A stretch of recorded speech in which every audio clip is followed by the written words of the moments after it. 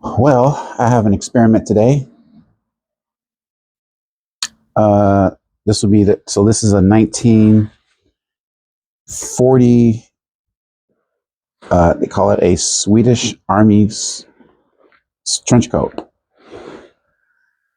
It may look good on camera. I've conditioned it a million times, but it's still kind of gray and dull. Um, Let me back the camera up a little bit.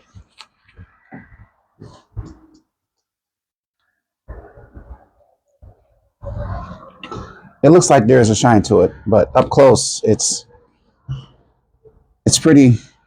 I mean, at night it looks good. Um, However, someone asked me to show them what I use to make my coats super black and shiny. The ones that I don't want to have patina, they're just coats that are kind of, beat up. You want to just leave them that way. But this one is there's no, it's a horse hide. It's not all beat up. So there's no patina to save. Um, so what I'm going to do is I'm going to just dye a part of it and see what happens. It's an experiment. This could go wrong, but this is the stuff that I use, and it's not necessarily a dye. It's just a, a black conditioner with dye in it. I've been using this a long time, and I use the clear version of this. It's called Natural. I just started using this because I dyed a cow. Let me show it to you. Look at this cow.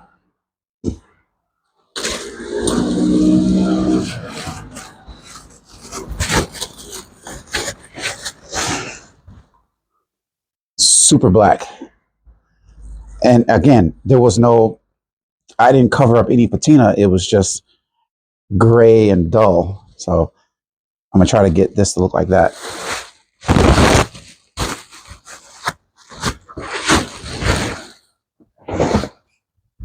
All right. So I am just going to, let's see. Let me try the sleeve here. Can you see the sleeve? Yeah. I'll just try the sleeve.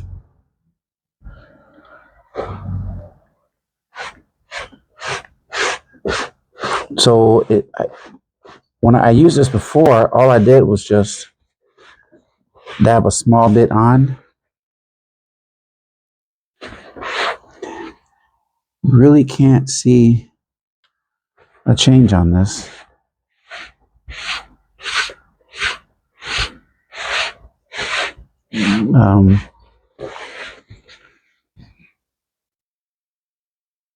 I don't see anything really.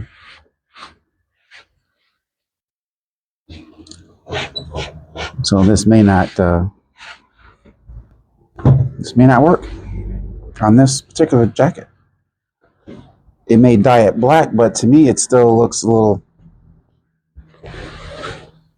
dull. Let me try this area.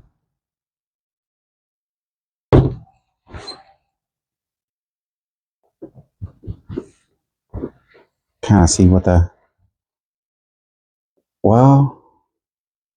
from here, the bottom is really, it's got that white horse fat coming through the pores, and you use a blow dryer on it and it gets it out. So let me,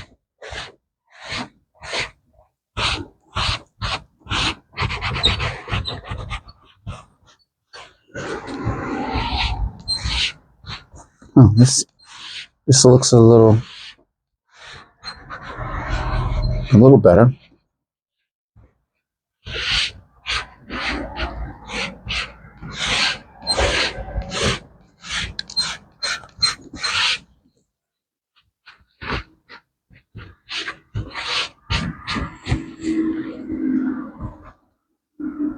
I think that worked a little bit.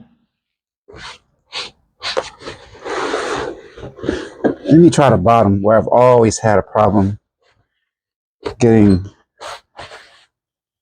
Probably can't see it.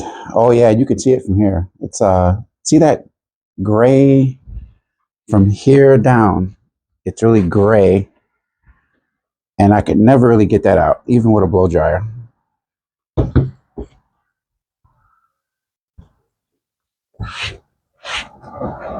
So that's super black.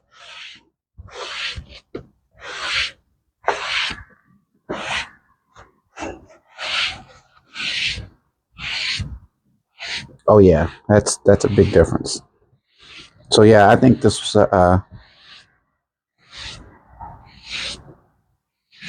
I think it was worth doing this. And this stuff, when it dries, it's just dry. There's no oil. There's no unnecessary greasy look. It's just it's like the original black dye. This is the, from my understanding, from talking to other leather care people, uh, the I'm not gonna say her name, but they say she's one of the best in the world at restoring vintage leather jackets. She's the go-to for all the heavy duty,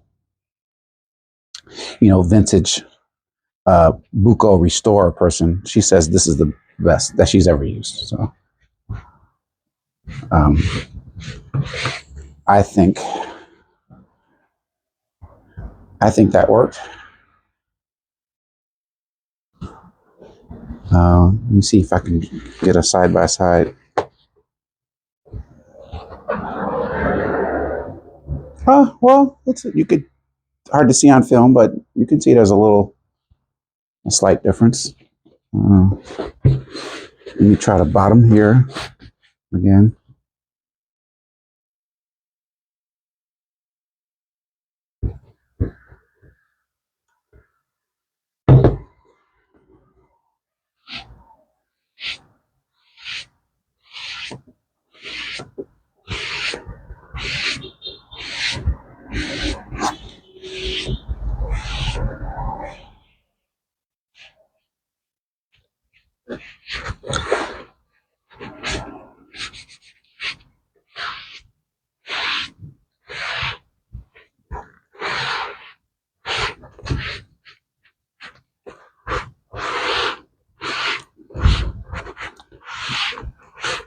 I really like this stuff.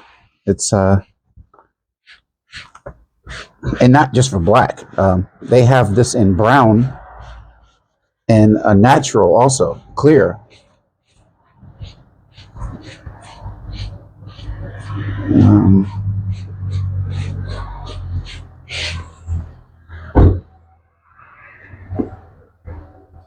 yeah.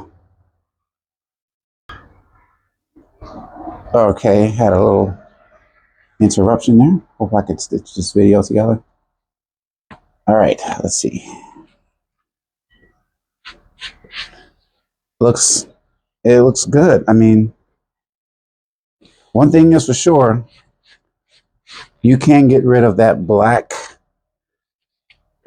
gray, that grayness from a vintage horsehide, because they do have a gray. It's from the fat coming from it. I could show you a trick. I'll do it another time. But if you take a blow dryer on an old leather jacket that's really gray and all moldy looking, if you put a blow dryer on it, it'll turn black. It'll melt all that gray wax away. It's very interesting. You should see it. I think I'm gonna just stop here. I don't think it needs any more of my touch. I